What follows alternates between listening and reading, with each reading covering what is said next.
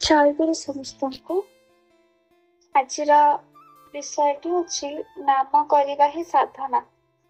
ଉଦ୍ଧୃତ ହୋଇଛି ଇଷ୍ଟ ପ୍ରସଙ୍ଗେ ପଞ୍ଚମ ଖଣ୍ଡ। ପରମ ପୂଜ୍ୟପାଦ ଶ୍ରୀ ଶ୍ରୀ ବର୍ଦା କହୁଛନ୍ତି, ଆମମାନଙ୍କୁ ତ ସବୁବେଳେ ନାମ କରିବାକୁ ହୁଏ। ଠାକୁରଙ୍କର କୁହା ହିଁ ଅଛି, ଏଇଟାକୁ ହିଁ ମୁଖ୍ୟ କରି ଆଉ ସବୁ କାମ କରିବାକୁ ହୁଏ। ଏଇଟା ହିଁ ସାଧନା। ଏଇଟା ଯଦି ବେଶୀ ପ୍ରିୟ ନ ହୁଏ, ଆସ୍ତେ ଆସ୍ତେ ଗୌଣ ହେଉଥାଏ, ତେବେ ପରେ କମିଯାଏ। ଯାତ୍ରା ଦେଖ, ଥିଏଟର ଦେଖ, ସବୁ ସମୟରେ ନାମ କରିବା ଅଭ୍ୟାସ କରିବାକୁ ହୁଏ। 6ଟାରେ ପ୍ରାର୍ଥନା, ଚାଲିଗଲି ସିନେମା ଦେଖିବାକୁ। ରାତ୍ରି 1ଟା ସମୟରେ ନିଦରୁ ଉଠି ସାଧନା ଭୋଜନ କରିବାର ଅଭ୍ୟାସ, ଚାଲିଗଲି ଯାତ୍ରା ଦେଖିବାକୁ।